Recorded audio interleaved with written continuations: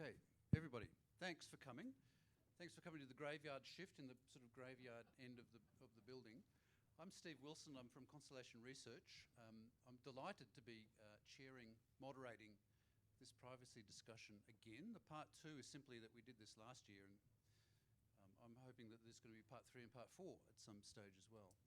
I'm going to let the panelists introduce themselves. The format is going to be pretty standard. We've got a bunch of people doing fascinating, innovative work on privacy and coming at the privacy problem from all sorts of different angles. I might share some of my particular idiosyncratic views about privacy as we go, but all I'm going to say right now is that I'm an identity privacy researcher. I think that identity is what you need to know about somebody to do business with them, and I think that privacy is what you don't need to know about somebody and still be able to deal with them. So that's my sort of pragmatic angle on it. Sal, Mark, Eve and Brian will introduce themselves, talk about what they're doing in the privacy space.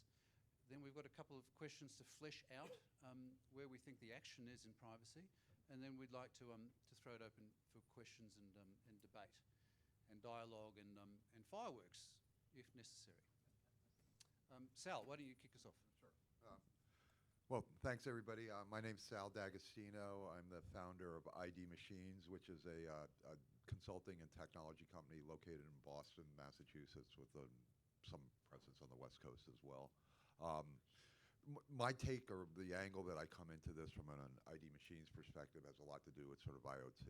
We do a lot of work with SCADA, a lot of work with physical security systems, an awful lot with surveillance cameras, and the surveillance camera aspect of things is kind of interesting. I put a license plate reader in a tunnel in London in 1979, which used a PDP-8 and 28 boards to find stolen cars and other bad people. And then that company then evolved into something that was known as the Ring of Steel, which read everybody's license plate going in and out the city of London. So I leave now. Yeah.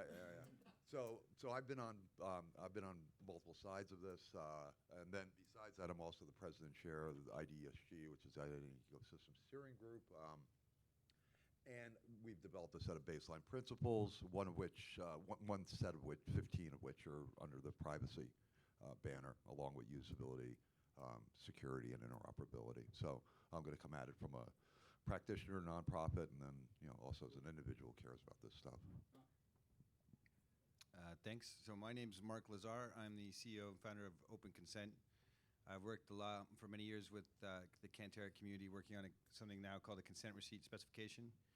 I completely disagree with Steve about what privacy is, from his description a bit earlier. But from my perspective, privacy is knowing how much surveillance you're under, and not so how to protect what data you have or when you might have privacy or not. So I think consent for me and hopefully for industry is a way to govern identity management systems from a personal perspective.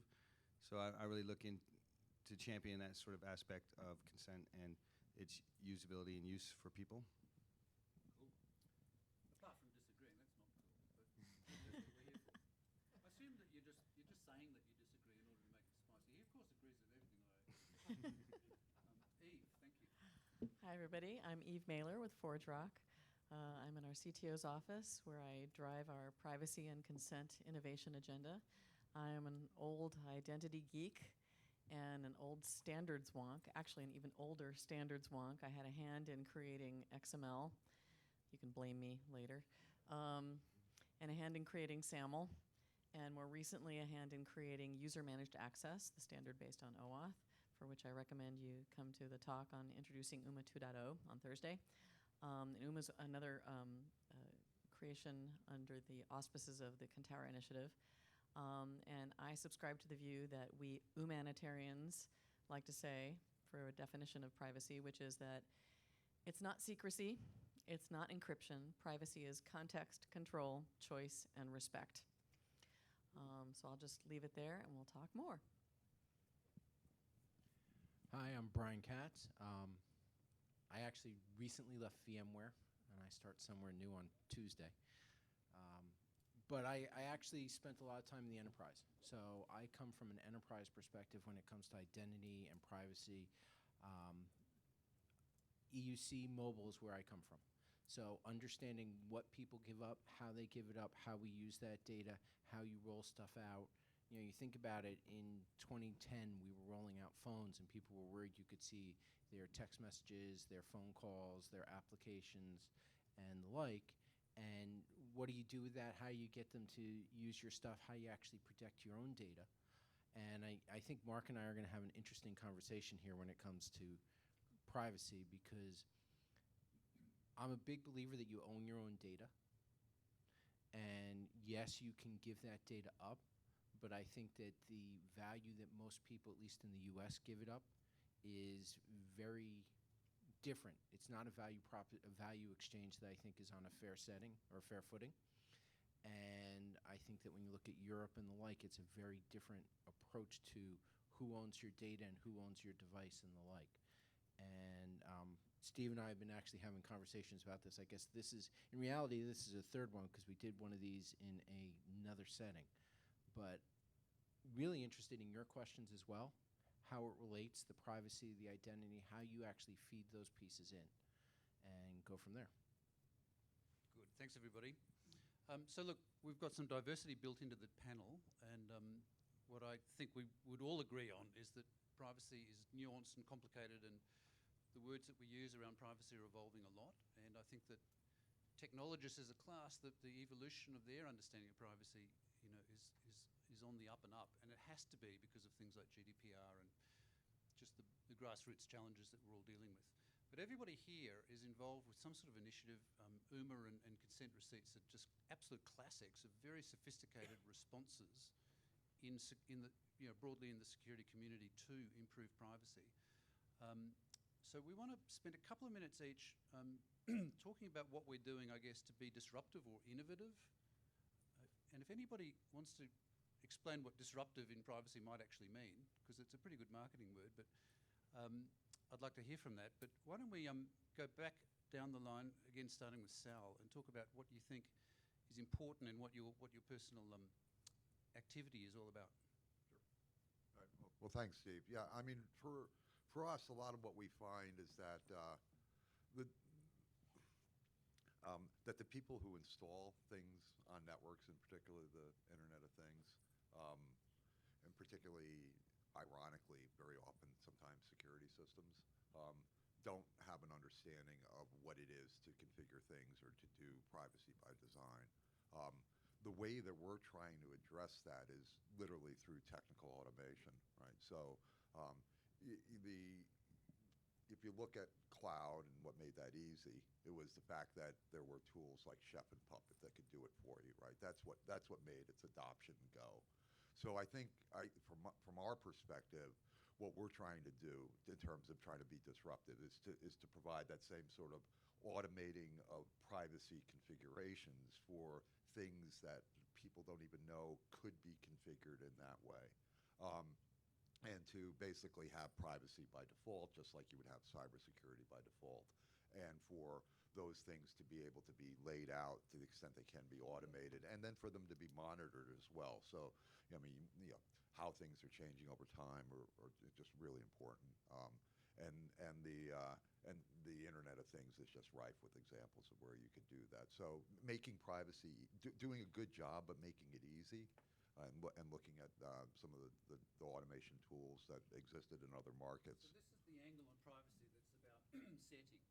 And you know, the privacy of Facebook is understood to be the user has got accountability and choice about how they're going to set up something that's tremendously complicated. Right. And I think what I hear you say is that the IoT, if you think setting up Facebook's hard, then what does it even mean to set up a toaster or a... It's particularly difficult, right? And you know, the whole Mirai botnet thing, not that we want to jump over into a cyber world, but you know, that's default username, password stuff, right? So there are definite one of the things that we as an organization have put together hardening guides for people. So we actually have developed a set of configuration information for things on the internet. Relatively straightforward stuff. A lot of this is just simple best practices, but then getting people not to just go with the defaults is hugely beneficial, and then just so instead of just getting off of ground zero, then being able to provide them with tools that can actually continue to raise their level over time. So making privacy easy would certainly be disruptive. The, how that occurs in other locations when you're not dealing with the Internet of Things, it might be a little bit harder, right? In the sense that I can configure something and I put it on a network that I control. In terms of Eve's points about context control, choice, and respect, it's a little simpler when I'm configuring a surveillance camera how do I let you in the front door of your building kind of thing. Thanks, Sal. So I don't. A lot of questions about ownership of personal data and what you own or what resources you own is sort of one way to look at how to stop the flow of things and how to look at the intellectual property rights of your data. And I think that conversation's really developed a lot over the last decade. With consent receipts, one of the major disruptions are, well, first of all, a receipt is the oldest writing in the world, and they had receipts because people would send goods to somewhere remote, and the goods would all disappear before they got to the end of the line, and no one knew what they were receiving and if the person receiving it was supposed to receive it. So the idea of a receipt's really old. And the consent receipt's sort of very similar for being able to see what you've provided consent to. So right now, users got to log into every service and read the privacy policy and manage their consent one identity management system at a time. And the disruption we're looking for is to provide a machine-readable common receive so people don't have to do that, and they can press one button and withdraw consent to multiple services or provide consent to multiple services. And it's sort of more about co-managing that resource or your data with a service provider rather than sort of the idea of ownership. So I think that's sort of the evolution of sort of innovation with a bit of disruption. And I think the GDPR has been really good in being a lot more granular around what consent means and how it should enable people. So hopefully we're going to see a lot of that. I expect when the GDPR comes in that enabling people to manage their own data more or to access their data or see their data on scale is really going to be what's meaningful and useful. And I think making privacy usable is really disruptive. Thanks.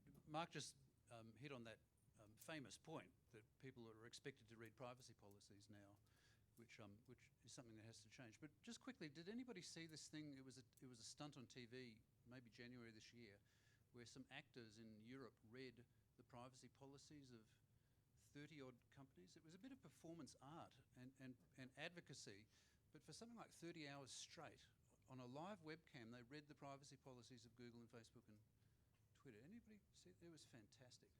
It's like an Andy Warhol movie, watching the Empire State Boring, Building. you mean? Made a point.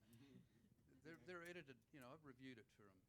That makes a nice counterpart to the tnc.tumblr.com, which is the graphic novel version of the entire iTunes terms and conditions done in different graphic novel styles.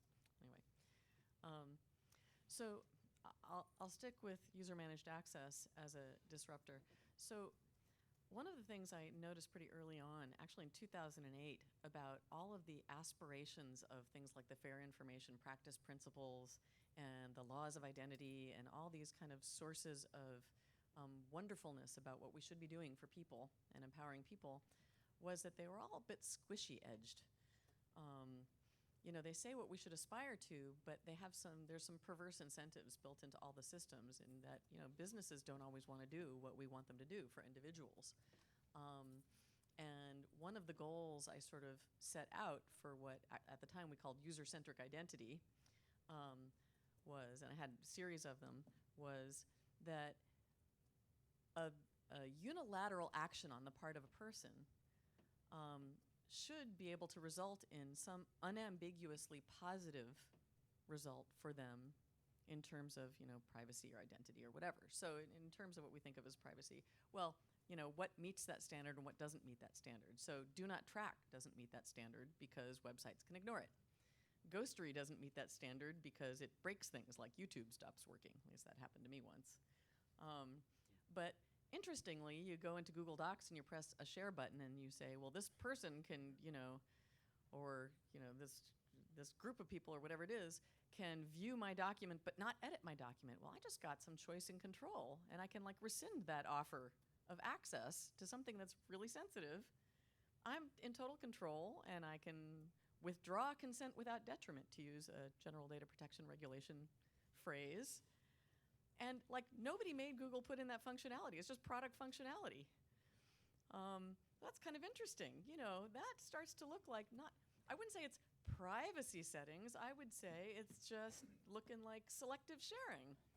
So, inspired by that kind of thinking, I'm not going to pin it on Google Docs or anything, the people who got together to start doing UMA stuff, actually its predecessor in 2008, to date myself really badly, just talked about user-managed access. We didn't use the P word at all.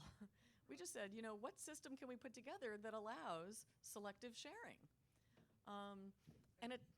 What do you think drove Google to do something that turns out to be, a step in the right direction anyway? What is it, market forces, or is it like? It's totally market forces. Oh, and it wasn't GDPR. By the way, another example that Mark and I were talking about earlier is, I actually have these snippets in a slide deck of mine.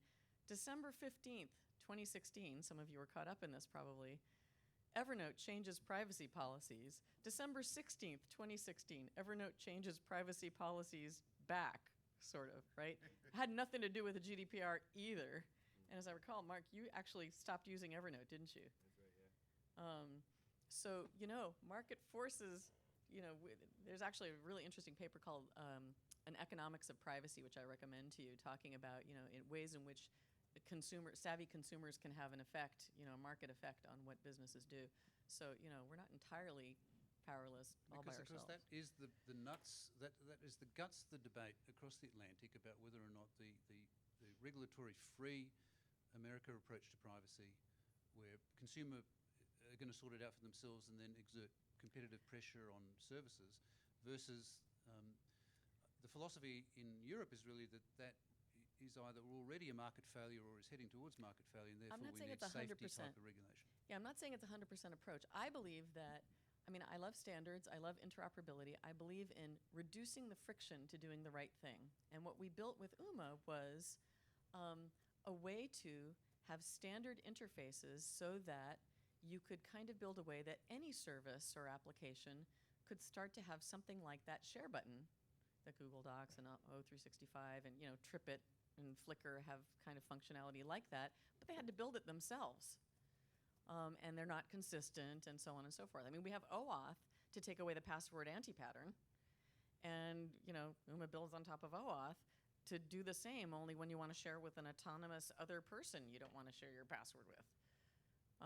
So that's disruptive, and it turns out to be relevant in a GDPR era where they talk about empowering people, and it's not just for a meaningless opt-in, it's meant to be more meaningful. Anyway, that's my story about disruption. The market forces, Steve, wasn't actually people there. The market forces where they were competing with Microsoft and the people they wanted to sell to, law firms and the like, required those pieces, and they weren't able to sell into them. So that's where Google, you look at how Google came up with that. Ordinary people had nothing to do with it. Yeah, Box and Dropbox, like Box first. Yep. And now Dropbox more and more. But one of the disruptions I see is user education and actually giving the user a voice. And I think that that's something that we fall short of everywhere. And I would challenge identity providers. I spent 2 years at VMware. Before that, I was advising AirWatch, helped them actually create some functionality and all while at Sanofi because we needed that functionality. But part of it is, A, how do you train users?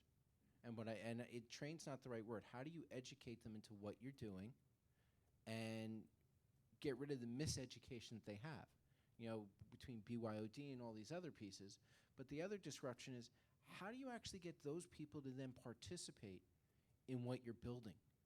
You know, we've been telling them for 7 years now, and we've been telling them for long, but we've been telling them for 7 years, you can't use 1, 2, 3, 4, 5, 6 as your password. And yet it's still the #1 password every year. When you look at all the breach stuff that's out there, it's still the #1 password. So is password. So is password 1. We can list the top 10. And so you're talking about how do we educate them, but then how do we also include them to figure out how to build things better? And you know, that one of the things we did at Sanofi when we first rolled out mobile, the security department came in and said, you need a complex password on this device, and it has to change every 90 days the same way it does on your computer.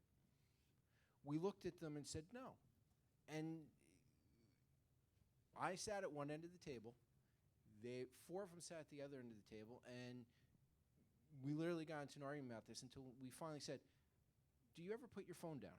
And they, you know, one of the things about security is they have all the devices. They carry them with them. They know how to get around all the firewalls. Do you ever actually put your phone down? You may leave your computer in your office and walk away, but is your phone always with you? Yes. When you lose your phone, how quickly do you find it? I'm looking for it immediately. Okay, so this is a device that's with you all the time, and this is before Touch ID. What if we give them, we can make it 8 characters. It doesn't have to be complex. It's harder on a touchscreen keyboard. Can we give it to them for a year? Because this is something they don't leave. They don't lose. It's with them all the time. And it doesn't it's not their Active Directory password. It's a little bit different. We got them to buy into that. When we came up with the next thing a year later with Touch ID and all this other stuff, it became much easier. But part of that is we started adding users to those boards, to, you know, and I'm talking about a company, but are we participating in UMA? Are we participating in all these other boards and things that we discuss? And to me, that's where I see some of the disruption coming. Customers are actually fighting to be part of that and to participate. So this is a really good spectrum of facets or angles on privacy. We've got user awareness. I know that one of Brian's sort of themes is users just don't even know what's happening with their data. How could they? Eve and Mark doing different things with technology so that systems are able, I think, to act with finer grain control and with finer grain responsiveness to what users want them to do. Sal hits on the complexity of configuring systems, especially as systems get, you know, quote unquote smarter and smarter, and certainly richer and richer. With those sort of different angles in mind, we could throw it open for questions, or I know that we've got many more questions. We're probably raising more questions than answers. We've got responses or anything from the audience at this point. Steve, let me throw an example out there, because I know Mark wanted to comment on the example, and I think it might stimulate the audience a little bit. So I'm going to start with 2 examples. Who here shopped at Target? Ever?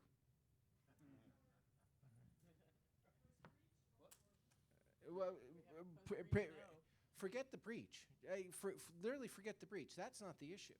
If you've ever shopped at Target, and if you read the article in the New York Times, and this is about 4 years old now, they know when you're pregnant before you do. If you know you're married, you have a significant other, whatever else. They know when you're sick before you do. They know when you're gaining weight before you do. The article in the New York Times was because the Target sent a set of coupons to a parent's daughter who was 17, 18, because they determined she was pregnant. How they determined she was pregnant? Because they had a customer card, loyalty card, and the things that she was buying, they'd done big data correlation to say, if you buy this, this, this, and this, good chance you're pregnant. And they were actually right that the girl was pregnant. The parents didn't know yet, but they were actually right. But if you saw Gizmodo this morning, they put a story out there about Accurian, which is sending out clinical trial letters to people who've never signed up for anything. In one case, it was somebody who had done a web search on psoriasis.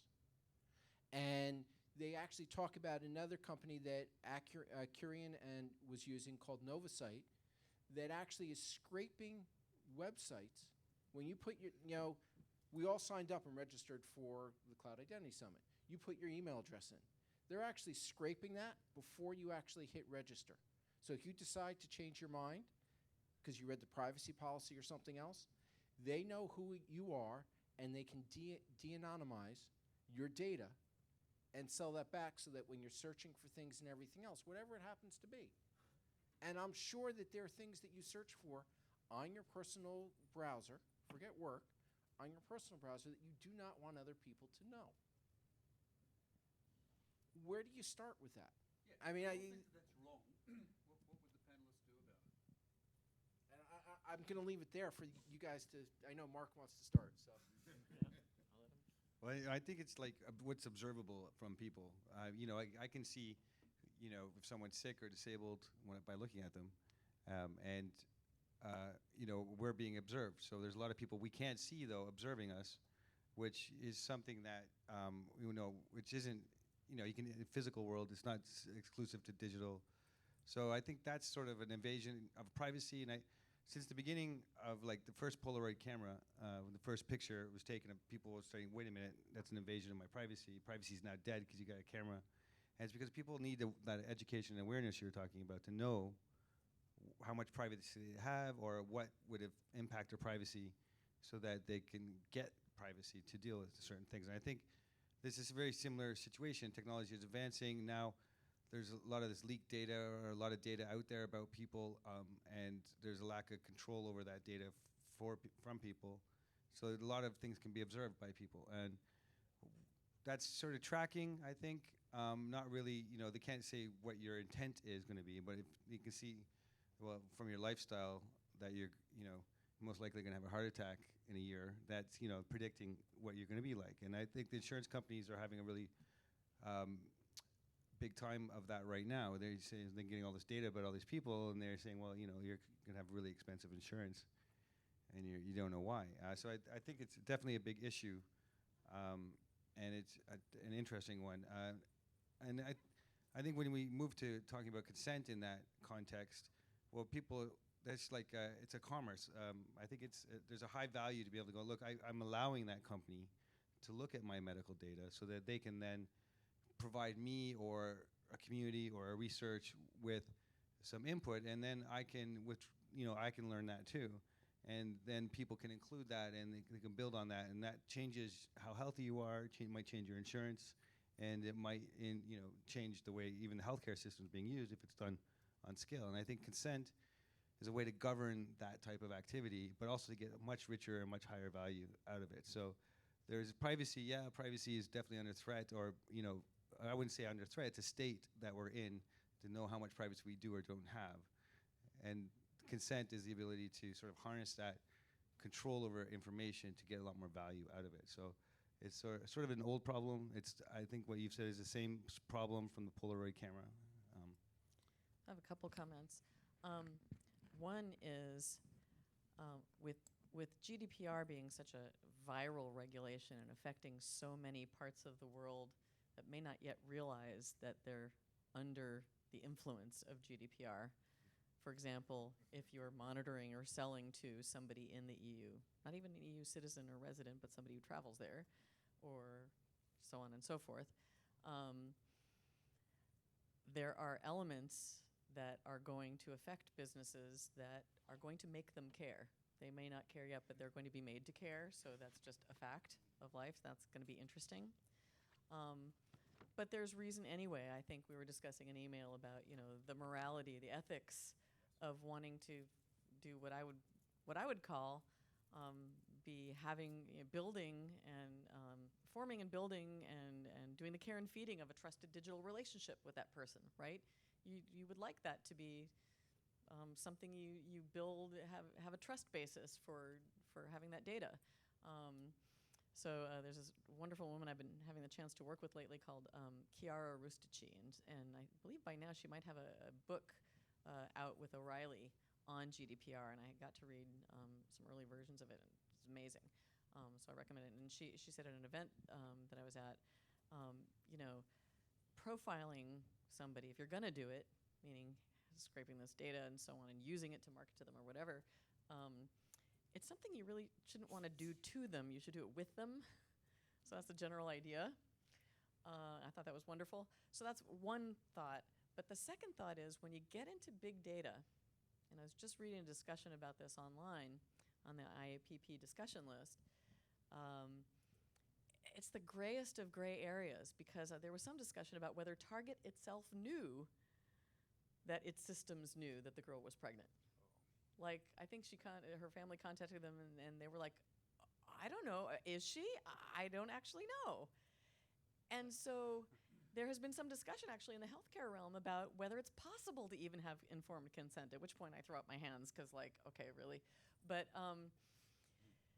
if systems don't know until the AI figures out what's what from, inferences and stuff, what's true, there's just so many gray areas, and everybody's still figuring out, is particularly with respect to, what does GDPR think of this? Well, we don't know yet because it Yeah, doesn't. It's technology neutral. There's a couple of.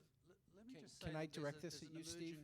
emerging- Just because I know that. We got some hands up in the crowd. Okay, Steve, what I wanted to, you had a big deal about the census in Australia that was going on, and there was the MIT study that with 3 pieces of data, you could actually figure out who somebody was.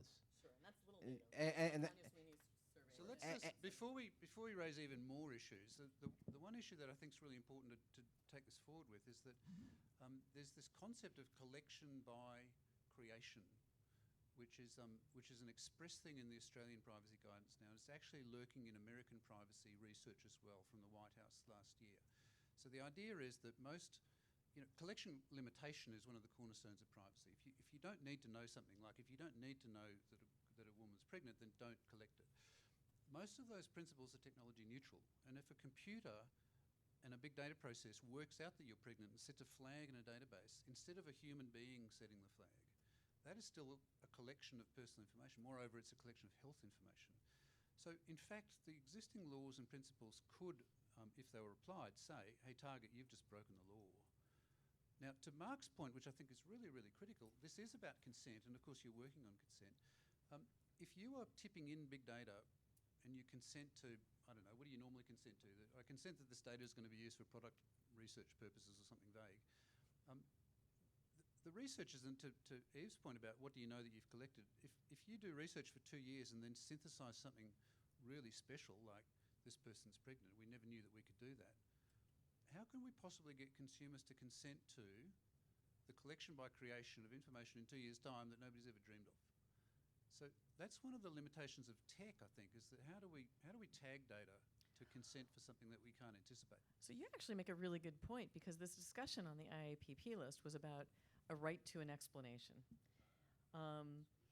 Now, if you collected pieces of data A through G, but your point of your system is to be able to synthesize X, Y, and Z, well, you know what you've synthesized, and if you know that those count as PHI, or what counts in GDPR as health-related data, which counts as sensitive personal data, well, those are special classes of data, or you just know what kind of data they are, and using certain kinds of systems that are based on permissioning, and if like UMA, where there's a presumption of you've got a resource owner, the OAuth concept of a resource owner, where you're able to go talk to them and ask them if you have permission, well, you now have a framework within which to go get it, to go get consent, right? So actually, maybe there's a harder edge solution to this. Now, should we go to one of the hands up? So I'll do that while making just a comment and an observation about this in the process.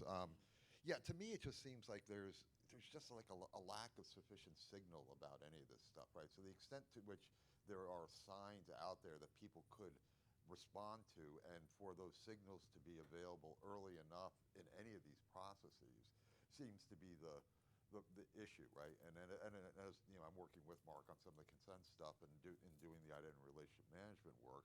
What's interesting is how this needs to be done up front, right? Because let you know that something's bad's been done to you. Great. Well, aren't we just doing ourselves a whole big favor there, as opposed to actually trying to figure out how we get this stuff done right at the start and making it easy for people to see. So it's my 2 cents, but. So I feel really sorry for that poor girl who had her parents find out she was pregnant because she probably bought some Pepto-Bismol or something like that. But we talk about informed consent, but she walked up to the Target cash register, she put the card down, presumably Target gave her a discount on her whatever it was that she bought to put that in. And didn't she just kind of have an implied consent at that point in time when she gave him the card in exchange for the discount? I would say yes and no. I think that one of the things that Steve and I have talked about a little bit is I don't think customers understand the value of the information they're giving versus the value they get.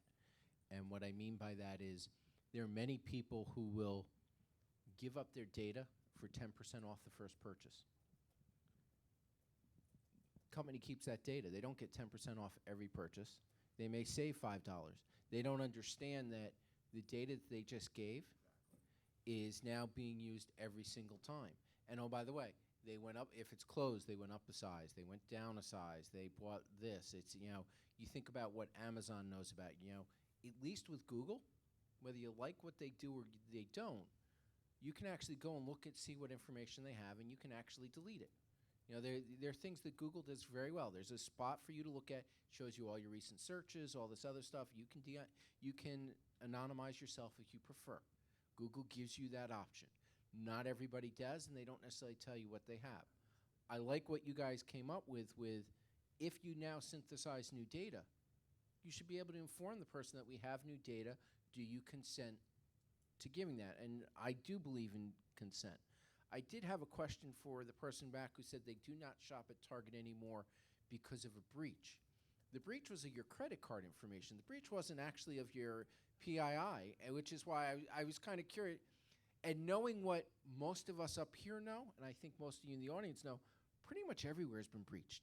And if they haven't been, they're going to be breached in the next 6 months, 2 years. It's why we've gone to chip and signature. Why we haven't gone to chip and pin's a whole nother argument we're not going to have today. But by the way, Target wins the sweepstakes for requiring a PIN. It's the only one of all my cards that have issued me a chip card that requires a PIN for whatever reason. And Target didn't offer me any money or anything for my personal data. What they probably did with the girl was she was logged in and she might have hovered over Pampers and didn't buy it. That's all it probably took. It was actually the stuff that she bought. Let's say you bought pickles. But that counts as personal data too. Yeah. Moisturizer and some wet wipes. Yeah. Stuff like that. And correlated all of those. Okay, so I know that I have probably one of the more unpopular opinions of privacy in this audience. Josh and I gave a talk on this, and it was wonderful point And I'm counterpoint. totally fine with that. And so I guess my question is to measure effectively the bias on the board. And I don't mean that pejoratively, but there's clearly bias toward privacy on this panel.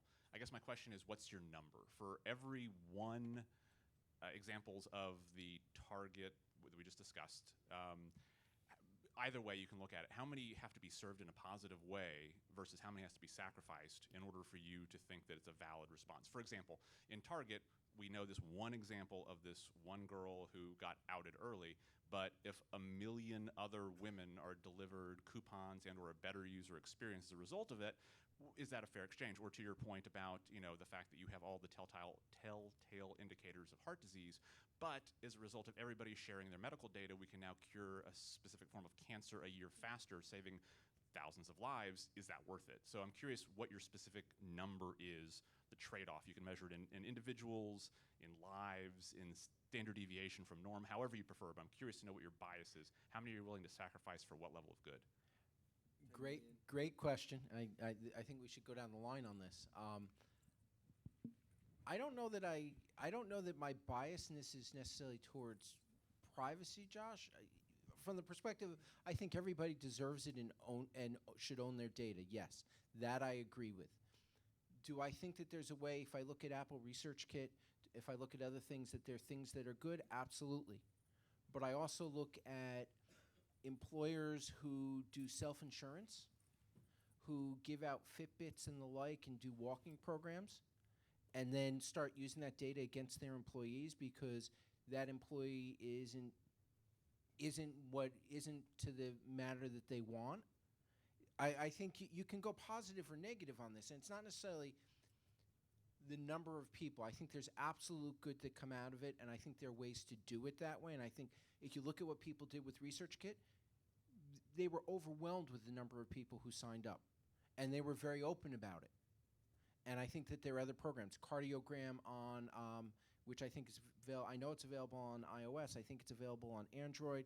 Does something similar. They're doing atrial fibrillation. They've been able to show that that's actually a good thing. But I think there's a way to approach that, and I think that you got to work it that way. So Josh knows my number, but I will tell everybody. My number is autonomy. People are motivated by helping other people. And the exception is public health, for example, herd immunity. And that's why we have laws for that sort of thing, immunization and that sort of thing. Yeah, so I'm not sure if that was really a privacy question, more of a security thing. And the use of their data to market, they're trying to, just get upsell, right? So anything they can get, and they're doing it without the user. I mean, the target example, but I think you've got a really valid thing about, well, what if you have data that's going to save someone's life, but they haven't consented for you to have that data, or you can observe that with your. I think there's definitely a dialogue there, and in the GDPR, there's multiple reasons for processing data, and one of them is for public safety or for the personal interest, and I think this is sort of covered. So under these privacy regulations and legislation, which is taken 70 years to harmonize and develop over, this is not something that's coming in last year. This is something that's being worked out to a large degree. So there is definitely privacy concerns for some things, but there's definitely a lot of thought that's going into, well, how do you manage those for people? And so consent's really good for a lot of circumstances when it comes to user-centric perspective, right? It's like we've been recently in Cantera, we've been working on this consent receipt standard where we're thinking about what's human readable. And we went through this process, we got this record, it's human readable, you can look at it. And after a while we kind of said, well, it's not human understandable, right? You can read it, but no one understands it. And I think that's a common thing. So what people understanding what they're going to do with your data and having that meaningful and having people engage is really important. And I think that's a separate issue than what the security of that data or your practices about how you would market, or even what would help people as far as the health of society and overall good. And I think we've got to start pulling those things apart because they're not one thing. It's not like 10 million people die, one person lives, or that sort of scenario. Yeah, so agree with what the balance of the panel said. I mean, for me, what would be interesting, and I believe you got a lot of valid points, is just making sure that conversation gets had up front and not after the fact again, right? So, and I think there are a lot of very interesting things around the economics of privacy and consent in general as well. To Mark's earlier point, right? So, if in fact these are consent-informed attributes, right? It's currently moving around. Some work that Ken Klingenstein and other folks are doing. That's an interesting concept in the sense that I think it ends up being even more valuable data, right? So I understand the point that you're making, but I think that rather than just doing the economic analysis that you're talking about, I think there's a whole set of economics that if we were to do things based on best possible privacy practices, that we actually might find out that there are all sorts of benefits and that you could almost cake and eat it too at the end of the day. Yeah. Question okay? I think we can have it both ways too. I think we all have the option of donating our organs. They're not harvested from us just because we die and we're a good candidate. So, I mean, I would take the exact opposite of this sentiment in that without consent, without permission, without our knowledge, this stuff is going on. Well, here's my question, because it ties right into this. Google, I don't know what they're worth, billions of dollars, Facebook, billions of dollars. It's not, and it's all based on an invasion of privacy, reading our mail, watching our searches, recording our action, creating a dossier. What has to happen on the other side? We have to have a billion-dollar privacy business, or there will be no competition here.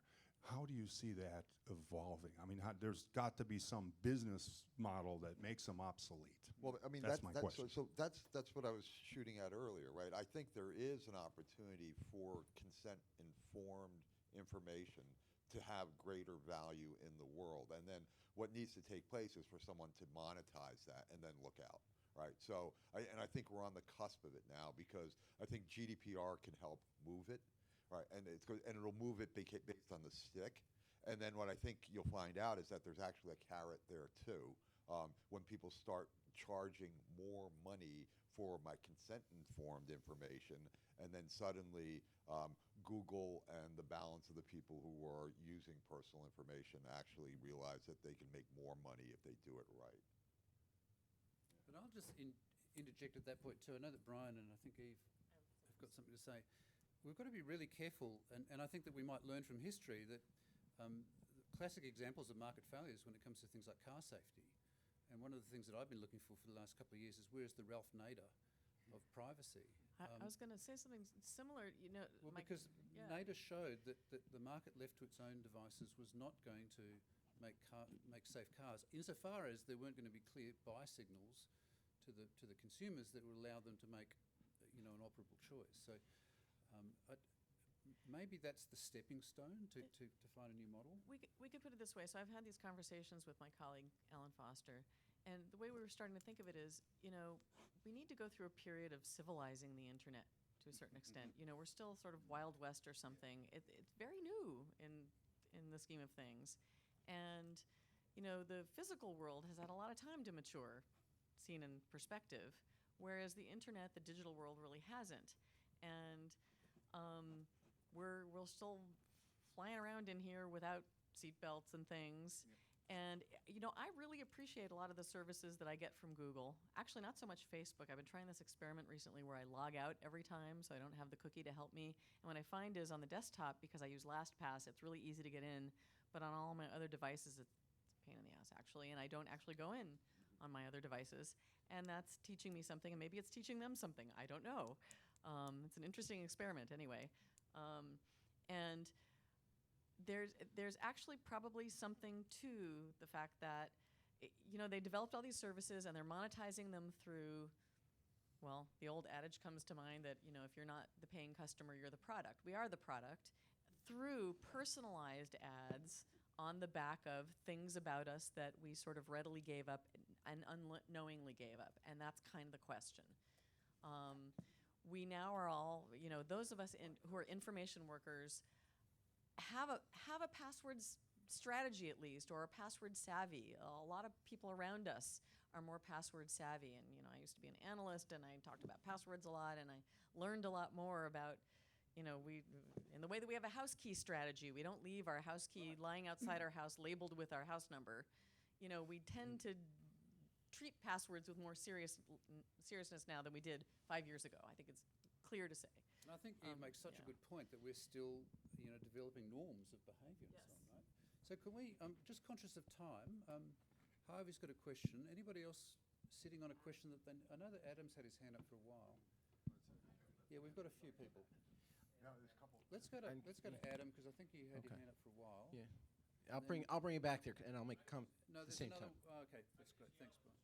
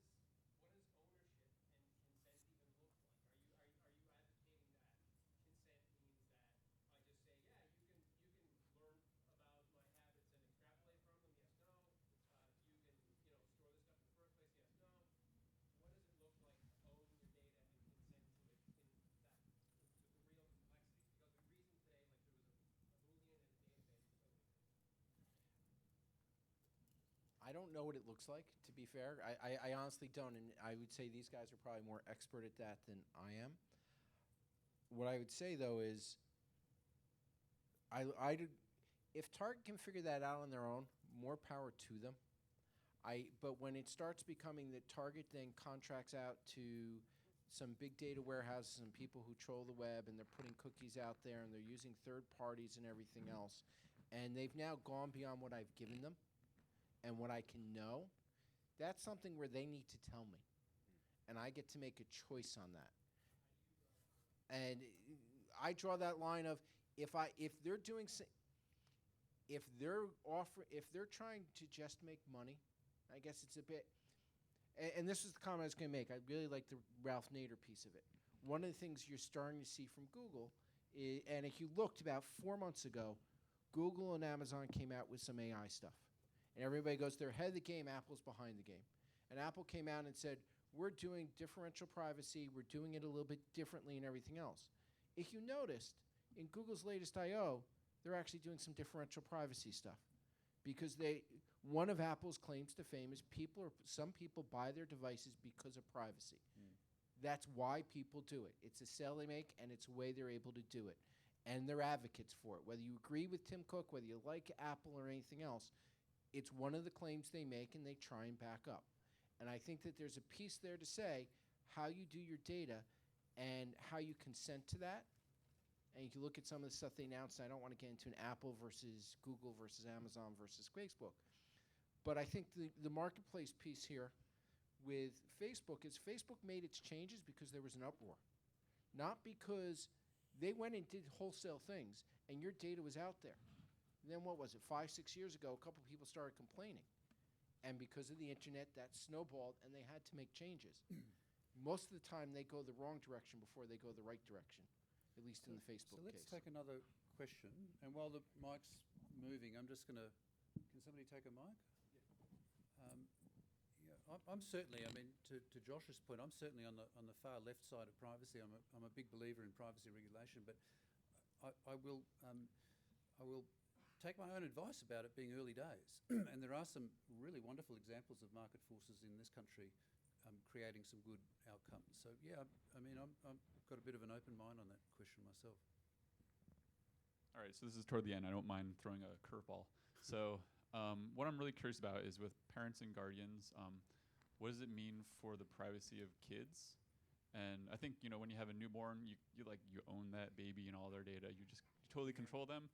But like, at what point does the kid start to get to say that they have some privacy? And I feel like 18 is like way too late for that. And there are these terrible cases of, a parent or a boyfriend, girlfriend of a parent, like, doing bad stuff to the kids. So, like, how do they protect themselves?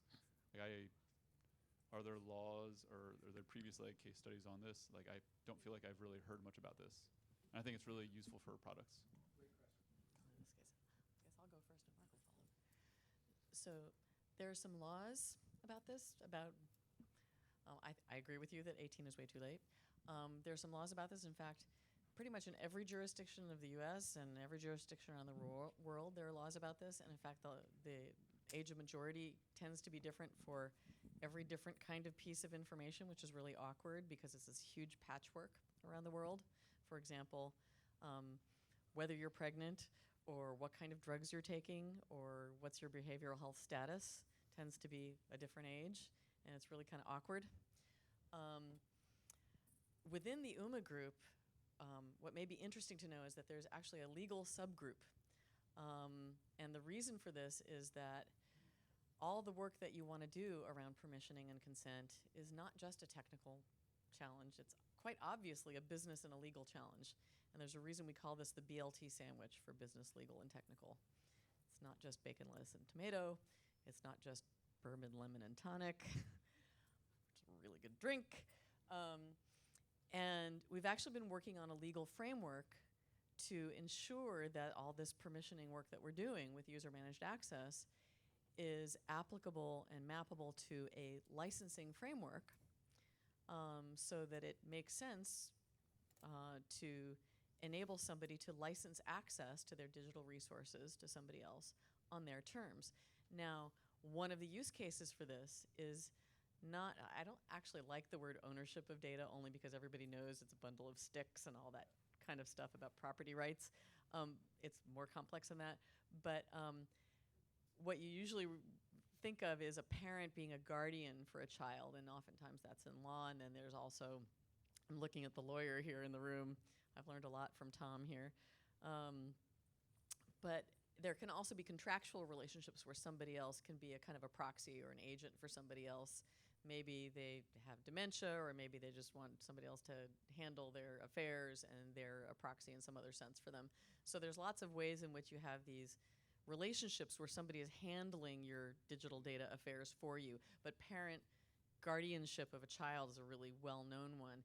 And one thing you know about a child is they're going to sort of inexorably get older and sort of time into managing their own affairs.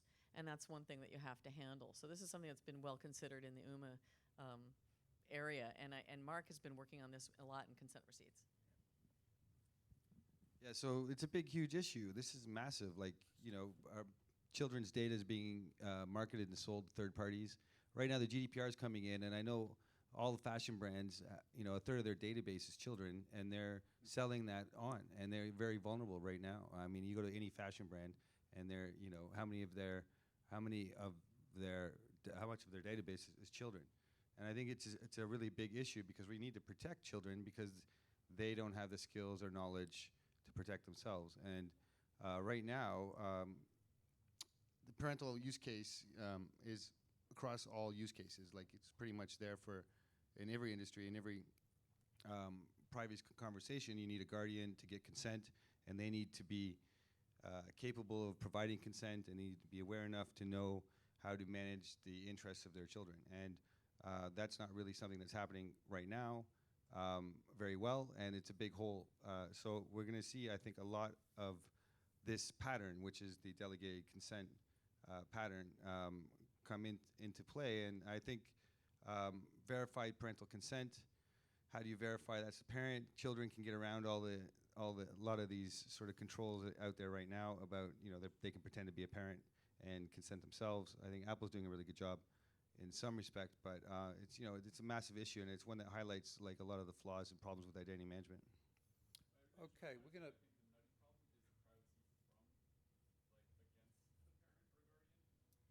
Emancipated children, for example, or emancipated children, you mean? Or Look, we're going to have to... Sorry. We've got one more question, and then we need to finish on time because there's a keynote starting in 10 minutes. I'll make it Thanks. quick, and I'm glad there's a lawyer in the house. So if you look at what's happening in the GDPR and what's happening in the US, a huge difference. And my question is a little bit esoteric, and it has to do with Biometric Information Privacy Act. Illinois is the only state with that. Texas has a little weaker law. There's some other states with something in draft form. But in terms of making sure you get written consent from a user before collecting or using biometric information, I'm wondering why the U.S. is in the state it's in, and if you have predictions for what will happen in the near future. That's a big one. I think DNA is a really interesting use case, because I consent for you to take my DNA, but in my DNA it's got information about all my family members. And 23andMe, and people post their 23andMe results on Facebook. Right, Yeah. and so there's a privacy infraction right there, and that's one of those gray areas, and it's a really big issue. And biometrics, you can't get rid of them. They usually go with you. Your fingerprint, you have it for life. So, I don't know, Sal, do you have something to say about that? No, I mean, it's a huge issue, right? I mean, when we look at the identity relationship management work that we're doing, they've got this thing called mutability, right? And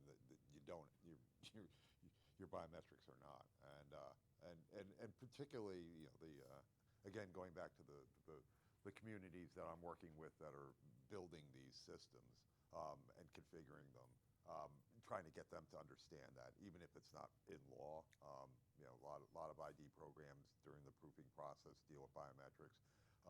How many consent receipts have been issued for those biometrics, given all the IDs that have been issued? Probably a very small number. So it's a great point, and it'd be nice to see more states like Illinois step up. Hey, look, let's wrap it up there with no particular formalities at all, except to just say that all of the panelists are pretty active on Twitter.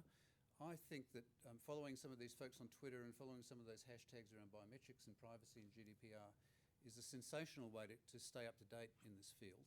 And we're all pretty transparent. You'll Google all of us and get us pretty quickly. And if you'd like to engage some more with emails, let's do that.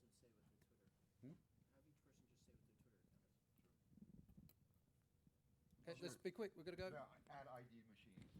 Yeah, at Smartopian. Steve_Lockstep. XMLGRRL. Thanks, everybody. Thanks, everyone.